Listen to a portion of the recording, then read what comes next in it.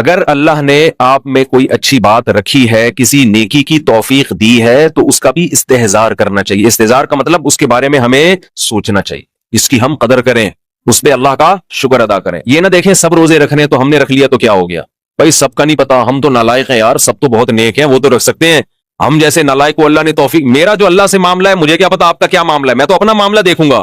تو ہمارے نبی اپنے آپ کو موٹیویٹ کیسے کرتے تھے؟ رہب الظما، پیاس چلی گئی، وابتلت العروق، رگیں تر ہو گئیں، وثبت الاجر انشاء اللہ، اور اللہ نے چاہا تو اجر ہمارے اعمال میں لکھ دیا گیا، اجر لکھ دیا گیا ہے۔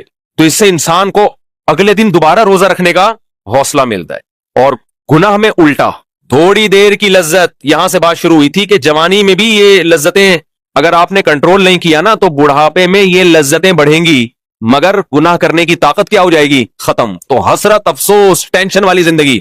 تو اس لیے جوانی میں اپنے آپ کو نیکی کا عادی بنا لو، اس سے بڑھاپا بڑا خاندانی گزرے گا، اللہ اللہ کی بڑھاپے میں توفیق ملے گی۔ جوانی میں تسبیح کی عادت ڈال لو، سمجھتے ہو؟ نہیں آ رہی سمجھ میں؟ جوانی میں کیا عادت ڈال لو؟ تسبیح کی۔ نبی صلی اللہ علیہ وسلم نے فرمایا، صحیح بخاری کی آخری حدیث، کلمتانی خفیفتانی علی اللسانی ثقیلتانی فی المیزانی حبیبتانی الی الرحمن سبحان اللہ وبحمدہ سبحان اللہ العظیم۔ دو کلمات زبان پہ بہت ہلکے، ترازو میں بہت بھاری، اور رحمان کو بہت محبوب۔ ایک سبحان اللہ وبحمدہ، دوسرا سبحان اللہ العظیم۔ یہ آپ نے اگر جوانی میں اپنے آپ کو ذکر کا عادی بنا دیا، بڑھاپا بڑا اچھا گزرے گا۔ ہماری مسجد میں ایک بزرگ ہیں، پابندی سے تراویح پڑھتے ہیں، آج فجر میں پتا چلا کہ روزانہ 20 پارے تلاوت کا معمول ہے۔ میرا خیال ہے 70 سال عمر تو ہوگی، 70 سال میں روزانہ کتنے پارے پڑھ رہے ہیں؟ 20۔ کیا یہ عادت انہوں نے بڑھاپے میں ڈالی ہے؟ بڑھاپے میں اتنی ہمت نہیں ہوتی، یہ عادت کب سے پڑی ہوئی ہوتی ہے؟ جوانی میں روز 20 نہیں پڑھتے ہوں گے، 2 پڑھتے ہوں گے، 3 پڑھتے ہوں گے، لیکن جیسے جیسے عمر بڑھ رہی ہے وہ تعداد کم ہونے کے بجائے بولو وہ شوق بڑھتا چلا جا رہا ہے۔ این ممکن ہے کچھ دنوں کے بعد یا چند سالوں کے بعد صحت اجازت نہ دے، این ممکن ہے، لیکن شوق تلاوت کا کم ہونے کے بجائے بڑھے گا، اور اللہ اجر کس پہ لکھے گا؟ شوق پہ۔ حدیث میں آتا ہے کسی کا کوئی معمول تھا، صحت خراب ہونے کی وجہ سے معمول چھوٹ گیا تو اللہ اس کے اعمال میں وہ نیکی لکھتے رہتے ہیں۔ جیسے کسی نے ہمیشہ رمضان میں روزے رکھے ہوں، بڑھاپا آ گیا، شوگر، بیماریوں کی وجہ سے روزہ نہیں رکھ پا رہا، تو اب یہ تھوڑی کہ اللہ اس کا اجر ضائع کریں گے، اللہ کہیں گے تو نے ہمیشہ رکھے ہیں، اب مجبور ہے تو میں تیرے اعمال میں روزے لکھتا چلا جاؤں گا میں۔ تو آج آپ نے اپنے آپ کو میرے بھائی اللہ کا تھوڑا تھوڑا اللہ کا ذکر کی عادت ڈالو۔ میں نہیں کہہ رہا آپ سے زیادہ نہیں ہوتا تو وحشت نہ تھوڑا کر لو، آج تھوڑا کرو گے کل اس تھوڑے میں ایسی لذت ہوگی کہ اللہ اس مقدار کو بڑھا دے گا۔ حدیث میں آتا ہے سبحان اللہ والحمد للہ ولا الہ الا اللہ واللہ اکبر، یہ کلمات احب الی اللہ مما طلعت الشمس او کما قال صلی اللہ علیہ وسلم۔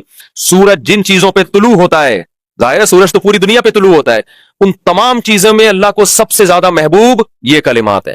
اور دیکھو اس میں اللہ کا کوئی فائدہ نہیں ہے، اللہ کی آپ حمد و ثنا کریں، اللہ کا کوئی فائدہ نہیں ہے۔ اللہ یہ چاہتے ہیں میرے بندے اپنی زبان سے میرا نام لیا کریں، اللہ کو اس بات کی خوشی ہوتی ہے۔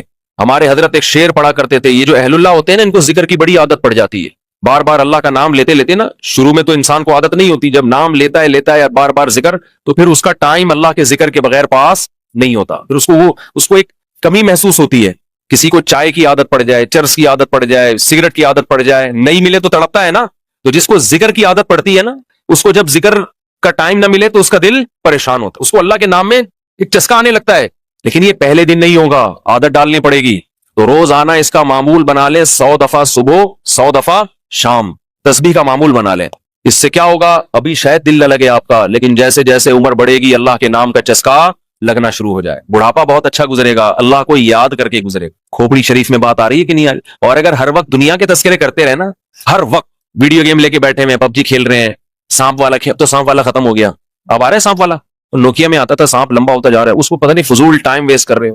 ہم پریشان ہوتے ہیں یار، ہمارے پاس کاموں کو نمٹانے کا ٹائم نہیں ملتا، ہم تو چاہ رہے کاش یہ دن 24 گھنٹے کے بجائے 48 گھنٹے کا ہو جائے، اور لوگ کیا کر رہے ہیں کہ وہ باقاعدہ ارادہ کر کے ضائع کر رہے ہیں ٹائم۔